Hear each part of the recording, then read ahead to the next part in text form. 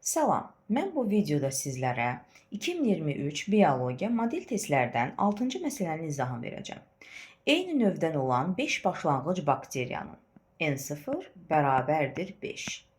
Yerləşdiyi əlverişli mühitdə 100 dəqiqə ərzində T bərabərdir 100 dəqiqədə 75 bölünmə baş vermişdi. Burada bölünmə, yəni bölünməyə məruz qalan bakteriyaların sayı verib. NT, yəni ümumi sonda əmələ gələn bakteriyadan çıxırıq başlanğıc bakteriyanı. Bu da eləyir, demək, 75. Və bizə burada iki ardıcıl bölünmə arasında vaxt hesablayır. Yəni biz əsasən deyirik 20-30 dəqiqədən bir bölünmə baş verir. İndi bizə müəyyən bir şərtlər verib və bu şərtlərin əsasında iki ardıcıl bölünmə arasında vaxtı istəyir bizdən.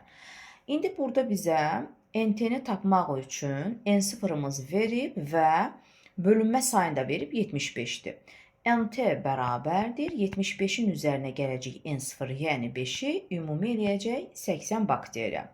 İndi bizim adicə bakteriya düsturumuz var. NT bərabərdir N0 vur 2 üstü N, yəni nəsil sayı. O da dəqiqə bölünsün, yəni ümumi dəqiqə bölünsün ya 20 ya 30 yazmalıyıq. Amma indi bizə burada iki ardıcıl bölünmə arasında vaxtı istəyir deyə biz bura x-i yazırıq. Baxaq, adicə yerinə qoyuruq. NT-miz tapdıq ki 80'dir. 80 bərabərdir. N0'ımız şərtdə verilib 5. Vurulsun 2 üstü. Zamanımız da verilib şərtdə 100 bölünsün yenə iki ardıcıl bölünmə arasında vaxtda. İndi burada adi riyazi qaydada 80'i bölürük 5'e eləyir 16.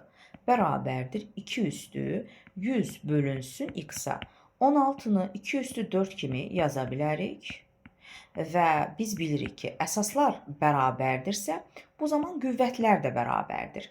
Yəni 4 bərabərdir 100 bölünsün x-a və nəhayət iki ardıcıl bölünmə arasında vaxt x bərabərdir 100 bölünsün 4-ə. Yəni cəmi eləyir 25 dəqiqə.